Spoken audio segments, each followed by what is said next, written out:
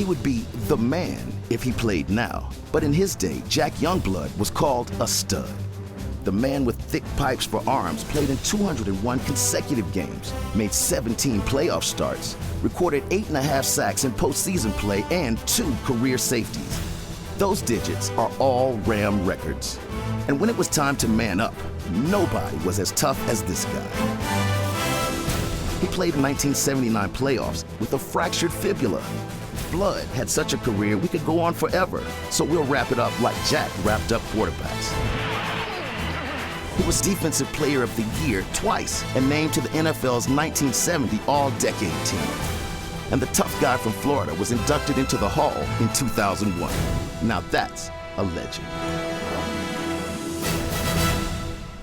And number 85, Jack Youngblood, who was on everybody's All-Pro list.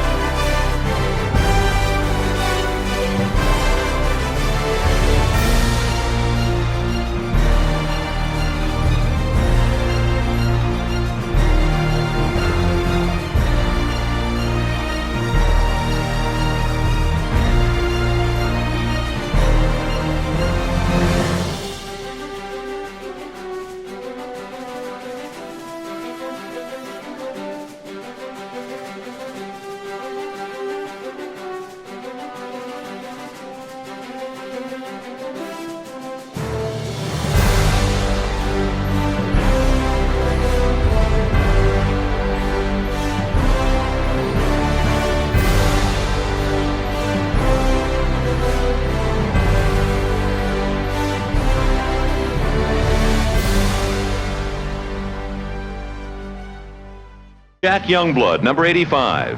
Winner of numerous awards and loved by the fans, the All-Pro was the Defensive Player of the Year in the NFC. By far the best was yet to come, and this is the way I called it for KMPC Radio. Second down and 8. Back to throw is Hart. He's got 5 in the pattern. He throws. Intercepted by Youngblood. 45-40, 35-30. Jack Youngblood, 25-20, 15-10, 5. Touchdown!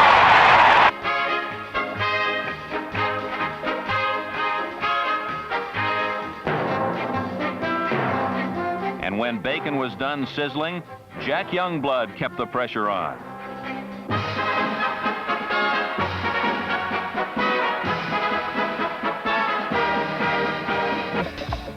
Number 85, Jack Youngblood was outstanding, and Los Angeles gave up only 13 points.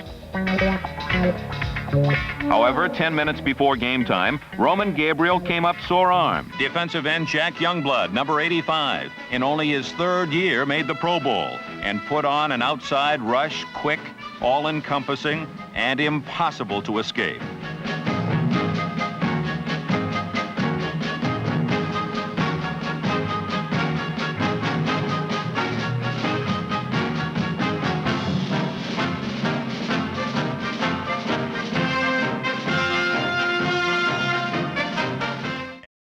Inspired by the presence of Captain Jack Youngblood, playing in pain with his broken leg, a savage Ram defense turned.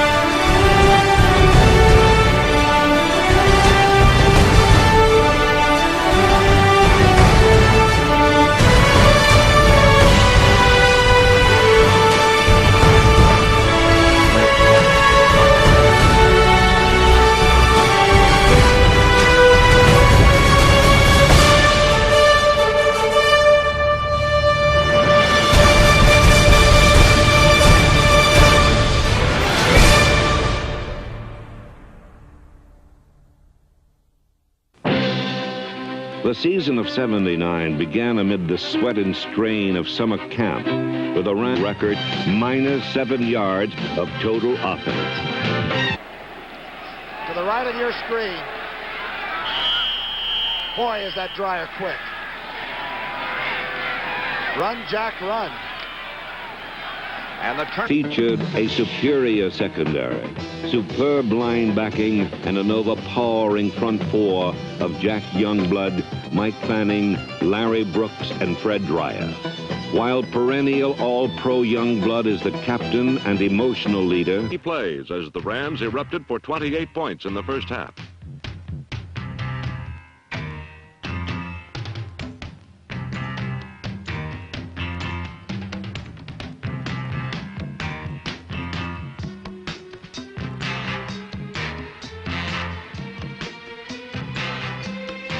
Youngblood. Despite the serious injuries, there were some early memorable... Staubach with Preston Pearson, the blocking back. Roger with a little time, chases. Jack Youngblood on a bad ankle, brings him down. Saber was decked by Jack Youngblood. Morris Bradshaw making a catch. That's the... Jack Youngblood, too, zeroed in on opposing quarterbacks, anchoring a line that for the second year in a row led the NFC in sacks.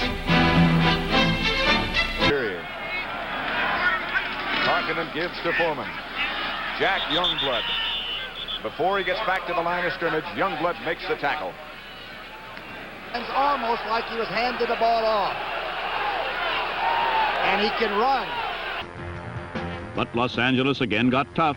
And on third down, number 85, Jack Youngblood, forced Tarkenton away from his primary. Rams rush forced Tarkenton to loft the football too high over Osborne's head and into Charlie Stooks' hand.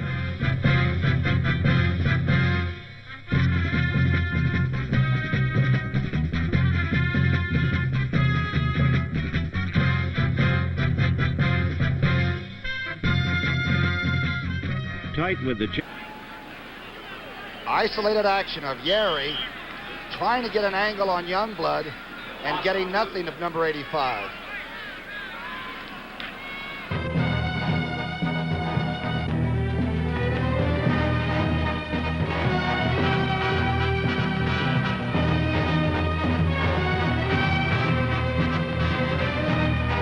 Is magnified like 10 times, and if they made many of them, these two teams wouldn't be here, that's for sure. Jack Youngblood. Oh. Think he's hungry? Tarkenton drops. Fred Dryer from behind. Fumble. And the Rams have it. Jack Youngblood to the 10. Los Angeles football. Tarkenton hit from behind.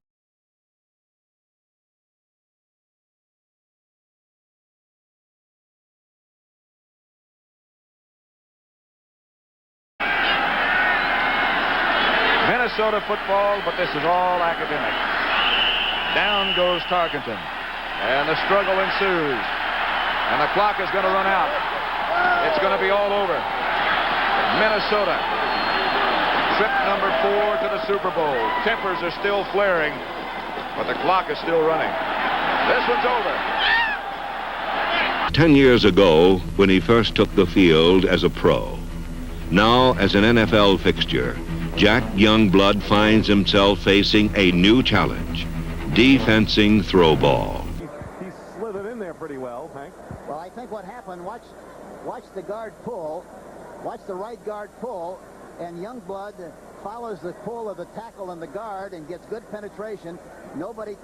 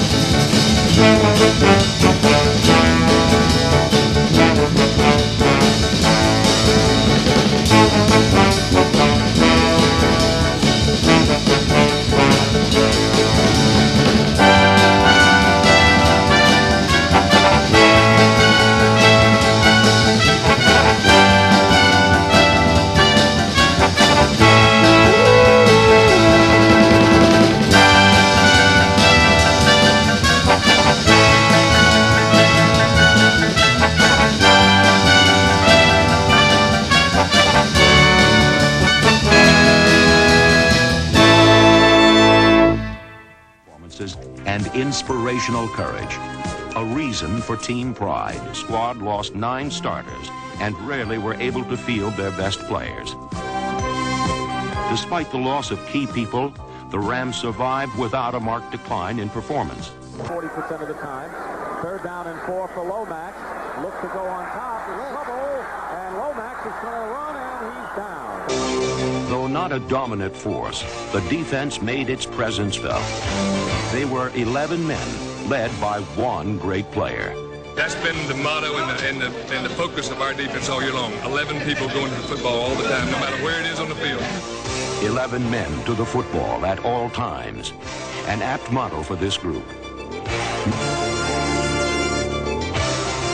The man who makes this unit tick is the leader of the cavalry, the John Wayne of football, Jack Youngblood. You know, it seems as if he hurts all week, but he shows up on Sunday and plays the best game that he's played that year. And that's the inspiration to the younger guys. It drives me. I have not lost the desire to play and to play well. Youngblood played well and often. His 201 consecutive games make him the most durable defensive player in Ram history.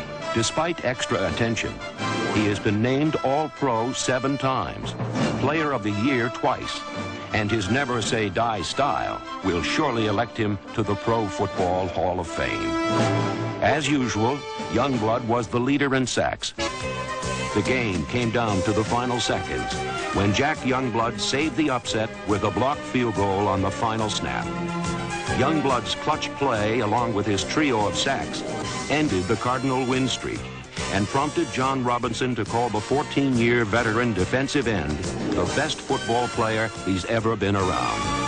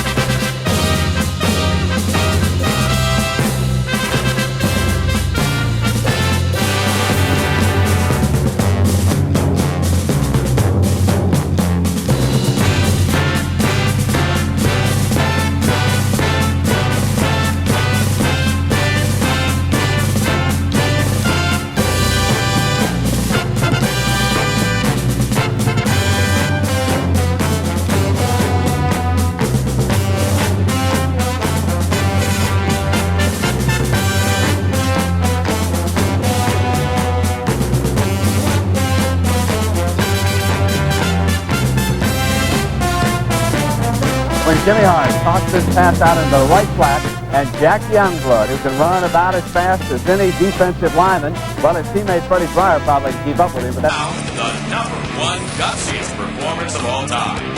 Jack Youngblood plays on a broken leg.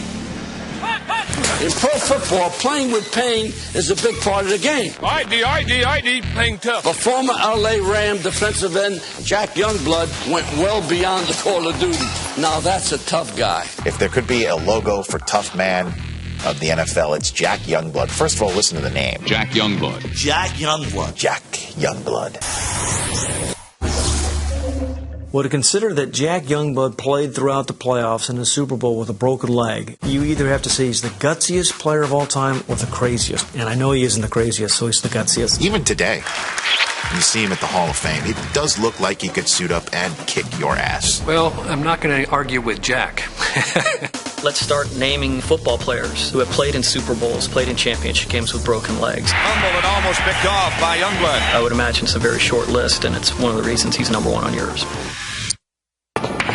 Jack Youngblood's path to the top of our countdown began in Dallas in the 1979 NFC Divisional Playoffs. The guard picked me up, flipped me over, and the fibula snapped just above the ankle. And you can tell Youngblood is hurting. Trainers come out, we go to the locker room, and I said, you need to tape this thing up. He goes, I'm not going to do that. I said, you're going to do this. He gets the pictures back about that time. He says, see here, it's broke. I go, well, I understand that. I said, tape it up. I can still go play. He was not going to be taken out of the game. That was just not Jack. I thought it was my responsibility as the captain of the team. You didn't have an opportunity to play in playoffs that many times. Let's go and take advantage of it. In the biggest single upset of the season, the Rams stunned the Cowboys and won a weekend in Tampa Bay for the championship. They're all saying that you won't be ready to play, and you shouldn't play anymore. Why? I guarantee you I'll be ready to play.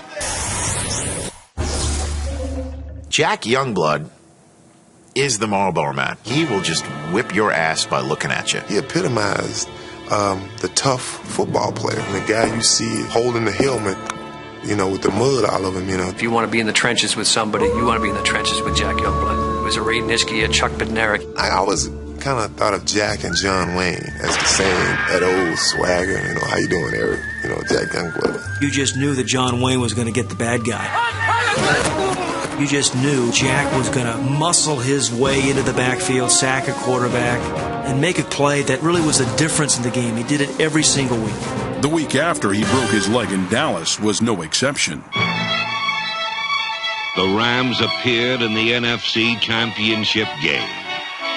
For the first time, they won it, inspired by the presence of Captain Jack Youngblood, playing in pain with his broken leg. Anybody that's ever had a sprain on their leg knows how much it hurts to walk, to stand, to basically just sit. And here was Jack with a crack in his leg, and he went out and played. That's when you get it down there. We've had players play with serious injuries before, but to play at that level, Jack Youngblood made this time. That takes that into a whole other area of athletic accomplishment. Well, he did it though. But let's get serious. It was the non-weight bearing bone. Jack, you've been milking this for a long time. I give you a lot of credit for that. Dan, give me a break. You cannot call Jack Youngblood a wimp. There are some urban legends out there. I don't think that's one of them, because I've talked to people that were around Youngblood. They all believe how seriously he was hurt. How has Jack Youngblood played on what we know is a fractured lower ankle bone? I don't understand this. Joe Theismann, now he had a broken leg. The bone was sticking out. What he had was a hairline fracture where the bone was cracked. You can tape that and play with that. It being public, I don't know that I would have made the same decision. You can imagine guys taking shots at your leg. That's just part of the game. You're putting yourself directly in harm's way. I thought he's going to stay down, and he won't do it. And that does take a lot of bravery and a little insanity. He must have had a super high tolerance for pain. Or just a total lack of brains. To me, it's just sick. Number 85, Jack Youngblood. I just saw that and went, I'm not surprised. Again? I'm ready to roll now. After the divisional round, the NFC title game, and the Super Bowl, Jack Youngblood started in the Pro Bowl to cap off the #1 gutsiest performance of all time. Every year, 50 guys bail on the Pro Bowl. Oh, my left pinky finger's so sore. For him to go there and play with the crack in the fibula, wow. Mind-boggling. That's what it's all about. Under a lot of pain, coming out and playing this game. Till the next guy comes along to dislodge him, I'm happy with seeing him at #1.